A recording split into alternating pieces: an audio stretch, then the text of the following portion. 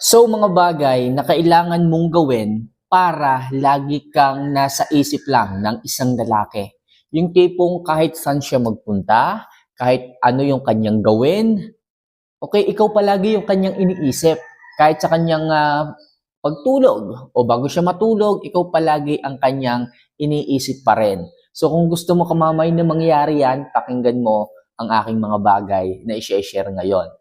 So mga kamamay, bago ko simulan na ibigay sa inyo yung mga tips na dapat niyong gawin upang lagi kayong isipin ng isang lalaki, don't forget na mag-subscribe by clicking the subscribe button, notification bell, i-like yung ating video at syempre mag-comment ka dito. Kung sa tingin mo, may katanungan ka tungkol sa buhay pag-ibig mo, kung ano pinagdadaanan mo, at syempre para na rin ma-shoutout kita next video. Kung nagawa mo na yan mga kamamay, maraming salamat sa inyo at simulan na po natin ang topic ngayong umagang ito. So ano nga ba yung mga bagay na maaari mong gawin upang palagi kang isipin ng isang lalaki? So number 1, maging masaya at fulfilled kahit wala siya. Yes mga kamamay, bilang isang babae, wag na wag kang didepende ng kasiyahan sa isang lalaki lamang. Yung tipong may jowa ka, may asawa ka, sa kanya ka lang nakafocus. Hindi po pwedeng ganun mga kamamay eh. Kailangan mo rin ipakita sa kanya na may buhay ka sa labas ng inyong relasyon. Ipakita mo rin sa kanya na hindi lang sa kanya umiikot ang buong mundo mo.